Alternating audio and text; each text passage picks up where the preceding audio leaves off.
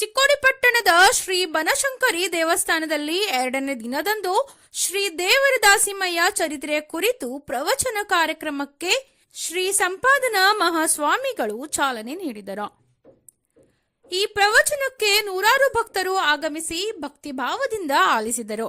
ದೇವರ ದಾಸಿಮಯ್ಯನವರ ಜೀವನ ಚರಿತ್ರೆ, ಅವರ ತ್ಯಾಗ, ಸಮಾಜ ಸೇವೆ ಮತ್ತು ಅವರ ಆಧ್ಯಾತ್ಮಿಕ ಚಿಂತನೆಗಳನ್ನು ಪ್ರವಚನದಲ್ಲಿ ಶಿವರುದ್ರಪ್ಪ ಸಿದ್ದರಾಮಪ್ಪ ಮಲ್ಕಾಪುರ್ ಅವರು ವಿವರಿಸಿದರು. ಭಕ್ತರು ಪ್ರವಚನದಿಂದ ಪ್ರೇರಿತರಾಗಿ ದಾಸಿಮಯ್ಯನವರ ತತ್ವಗಳನ್ನು ತಮ್ಮ ಜೀವನದಲ್ಲಿ ಅಳವಡಿಸಿಕೊಳ್ಳಬೇಕು ಎಂದರು. ಕೊನೆಯ ದಿನದಂದು ದೇವಸ್ಥಾನದ ಟ್ರಸ್ಟ್ ಕಮಿಟಿಯ ವತಿಯಿಂದ ಶ್ರೀ ಶಿವರುದ್ರಪ್ಪ ಸಿದ್ದರಾಮಪ್ಪ ಮಲ್ಕಾಪುರ್ ಅವರಿಗೆ ಸತ್ಕರಿಸಲಾಯಿತು. ನಂತರ ದೇವಸ್ಥಾನದಲ್ಲಿ ಸಕಲ ಭಕ್ತಾದಿಗಳು ಪೂಜೆಯಲ್ಲಿ ಭಾಗಿಯಾಗಿ ಆಶೀರ್ವಾದವನ್ನು ಪಡೆದುಕೊಂಡರು.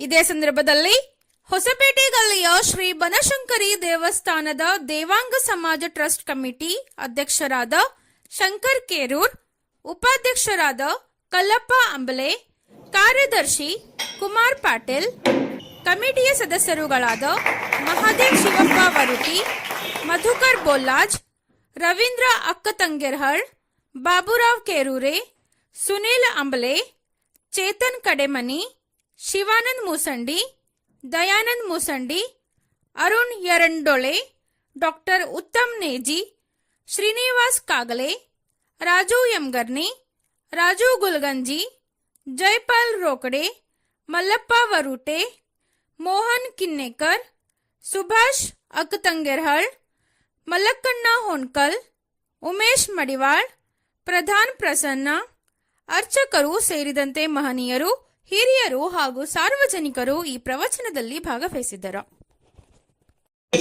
ಸ್ವಂತ ಅಸ್ತಿತ್ವವಿಲ್ಲ, ಅದು ಯಾವುದು ಅಂತ ಸ್ವಯಂವಿಲ್ಲವ ಮಾಡಿ ಜಗತ್ ಎಲ್ಲದರ ಯಾವುದರ ಮ್ಯಾಲ ಅದ, ಯಾವುದರ ಮ್ಯಾಲ ಈ ಜಗತ್ತು ನಿಂತದ, ಈ ಜೀವಿ ನಿಂತದ, ಅದು ಎಲ್ಲದಕ್ಕೂ ಯಾವುದು ಆಶ್ರಯ ಕೊಟ್ಟದ ಆ ಸ್ವಯಂವಿಲ್ಲವ ಮಾಡಿ ಅದನ್ನೇ ಇದಕ್ಕೆ ಆಶ್ರಯ ಕೊಟ್ಟು ಅಲ್ಲಿ ಹೇಳ್ತಾರೆ ಸುಳಿವಾತನ ಬೆಡಗ.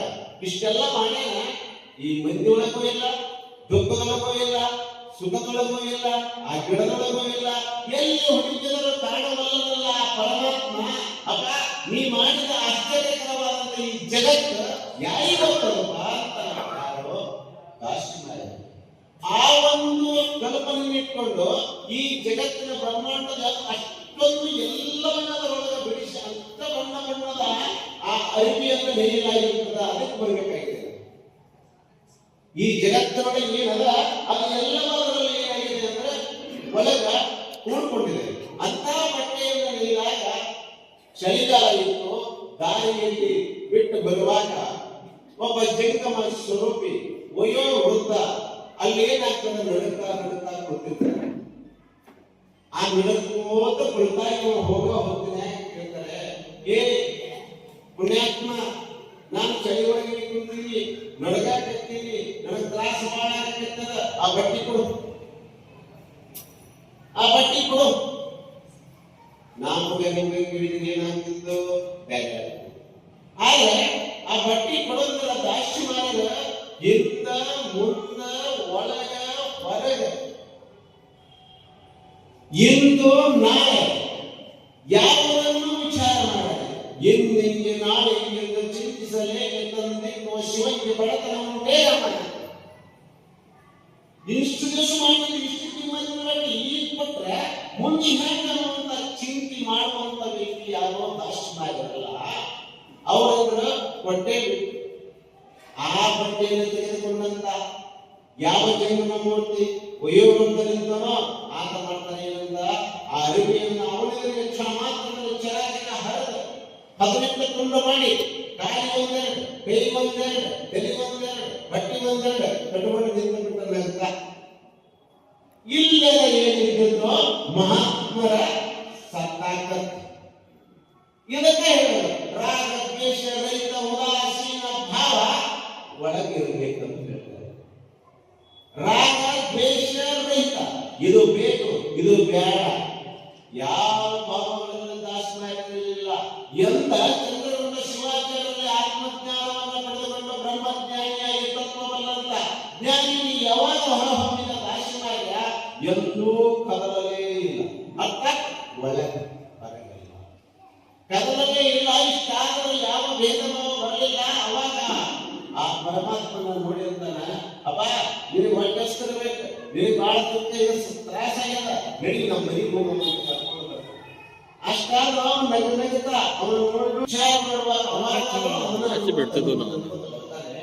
ಬಂದು ದುಗ್ಗಳೆ ಮುಂದೆ ನಿಲ್ತಾನೆ. ದುಗ್ಗಳೆಗೆ ಹೇಳ್ತಾನ, ನೋಡು ಜಂಗಮ ಮೂರ್ತಿ ಬಂದಾನ, ಇವನಿಗೆ ಪ್ರಸಾದದ ವ್ಯವಸ್ಥೆ ಮಾಡು.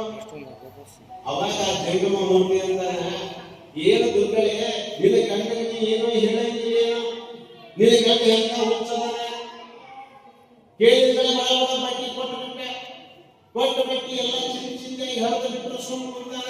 ನಿಮ್ಮದು ನೀವು ಜೀವನ ನಡೆಯಲಿ ಹೇಗೆ, ನಿನಗೇನು ಗೊತ್ತಿಲ್ಲ ಅಂತ ಹಿಂಗ ಬೈದಂದಾಗ ಅವ್ರು ಹೇಳ್ತಾರೆ ಏನಂತ, ಆ ನೀನು ಬಂದವರು ಮತ್ತೊಬ್ಬ ನಾನು ಅಲ್ಲ, ಆ ರಾಮೇಶ್ವರನೇ ಇರಲಿ, ಆ ಪರಮಾತ್ಮನೇ ಇರಲಿ,